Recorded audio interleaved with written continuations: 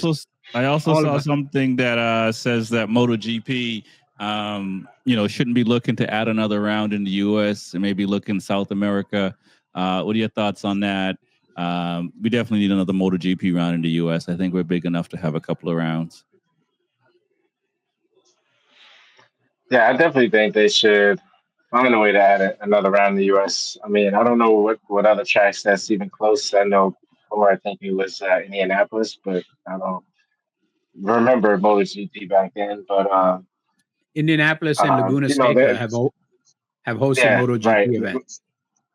right. I think Laguna Seca was just not safe enough for the layout and stuff like that. But they already had like 22 rounds. I'm sure with sprints and stuff like that, it's just a lot of racing. I mean, we want to see more racing, but to add another like a 23rd would be kind of it might be good for the sport. But I just think that bringing another one to the U.S. will bring it better for the U.S. economy and more fans on our side. You know, to see the Right. MotoGP world, I guess. Yeah, and I don't know if another country would lose a round too. So I don't want to say they add in 23, but they to add a different round to the U.S.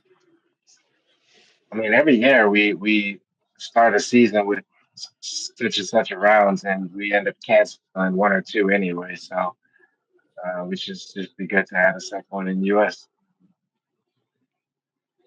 What are your thoughts, Reese? I mean, I think it would be great to have another round in the U.S. I mean, we actually could use it, to bring a lot of fans to the country, to bring the revenue. Um, they can't. Laguna is for them where they're at. I mean, they may be able to bring it back once they drop down to the 850cc, but with the 1000cc, there's no way. Heck, it just is too dangerous. That then, from what I understand, that the facility can't house a MotoGP because MotoGP wants all the teams that like all the Support. MotoGP teams, all the Moto2 teams, they want them all to have garages. They got to have all So garage. can we And use a Miami F1 track or Vegas F1 track? nah, Put some air fences on the buildings. nah. I think the next possible track to house a MotoGP event is a new track that's being built.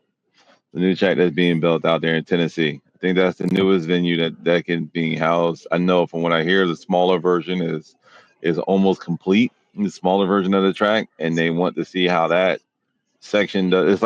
It's almost like they did the Jersey round. Lewis know, where they finished Lightning, and they wanted to see how that did, and then they went and finished Thunderbolt, where they house everything now. And it's the same thing they're doing now. They have two tracks out there in Tennessee in the same area, in the same thing, same complex. And the big track is supposed to be a F1 track. It's supposed to be a big Grand Prix track. So we'll see how that goes. I mean, can the U.S. have a second race? I mean, they can, but if you look at our attendance for one race, I mean, are you going to split that attendance in half? I don't think you're going to bring more people. I think if anything, you might split that attendance in half. So now you're going to go from what's not a great turnout to begin with to making it two not great turnouts. Right. If you want to make one big turnout, I think you do one really, really good event here in the U.S. You don't necessarily have to do it at COTA. Laguna Seca is not a good venue for MotoGP because they don't have the facilities to house all the extra support paddock. And if you've ever been to Laguna Seca, it's a very small town. It doesn't have a lot of hotels.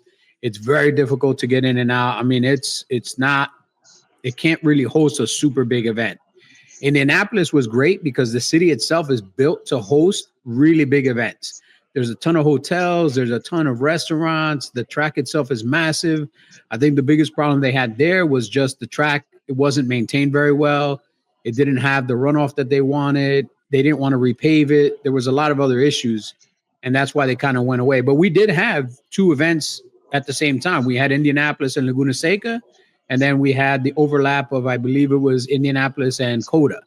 So we did have more than one event in the U.S. And if you go back and look at the numbers, combined, those two races were probably doing just a little bit more than the one MotoGP race does now at COTA. So it's not really growing the sport. it's just splitting the attention. Right. I would probably do another round in South America, like maybe a round in Mexico City or something like that, a little bit following more of the Formula One tour. Keep the one in Brazil for South America, keep the one in Mexico for Central America, and then keep one in the US for In North Austin America and for Canada. North Mexico. Huh? I said keep the one in Austin for North Mexico. I mean, I guess. But I think Mexico or someplace in Latin America would be a better option. Keep one in South America itself in Brazil, keep one in Mexico for Central and other parts of Latin America that don't necessarily go to Brazil. Keep the one in the US, and that's it. Until we can really grow the fan base here, it's not, it's just not going to help. Right. I got you there. All right. I know we haven't really talked much about the boys in red, the factory guys. So we're saving the best for last.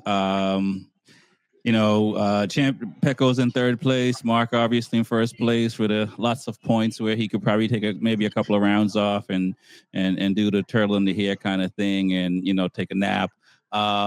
What do you guys expect to see from those two? A little bit of the same, or do you think Pecco's going to find his stride and give some type of a challenge? Pecco need to find his balls. Yeah. Yeah.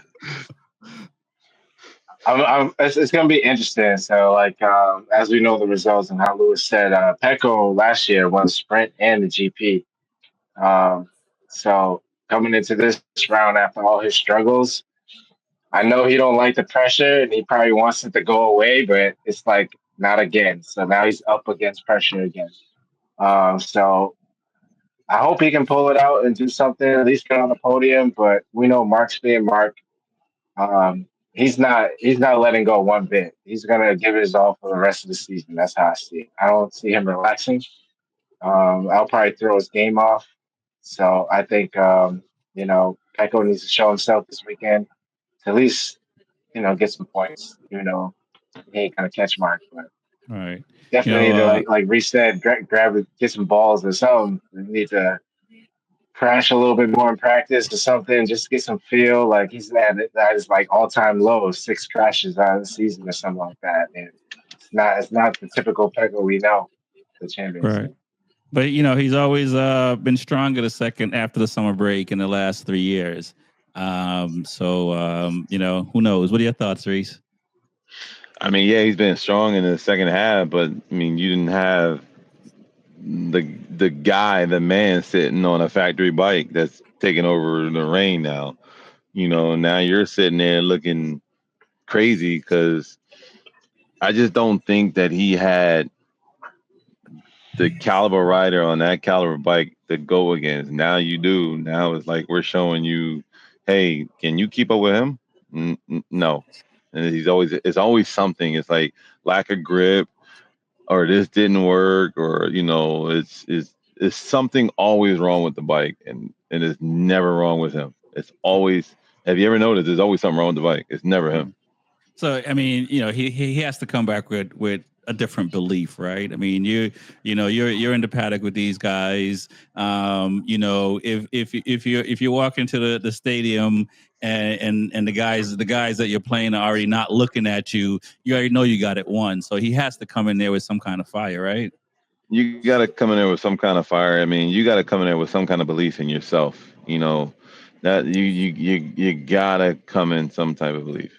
And have some confidence in yourself. That's the biggest part. Have the confidence in yourself that there's a reason why you're a 2-time champion. Like, the bike is the bike is going to be perfect, or it's going to have it may have one little section that may have a problem, but you start messing with that one section. Now you messing with all other types of sections or everything else.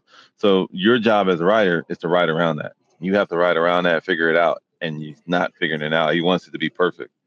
He wants it to be smooth and perfect. He's almost like an old Lorenzo. I got to ride smooth and perfect. I can see that. Sounds like a Biaggi to me.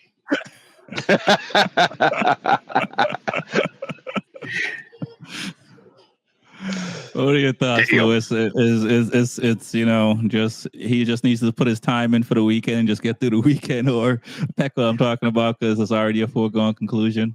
Yeah, I mean, it's funny because like I said, the last 5 times they've gridded up to race here, he's won the race.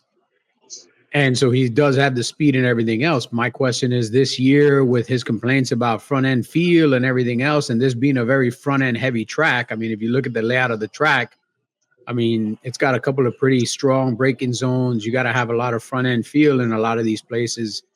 Is he going to have the issues that he's had in the past? Is he not going to be able to put up good results?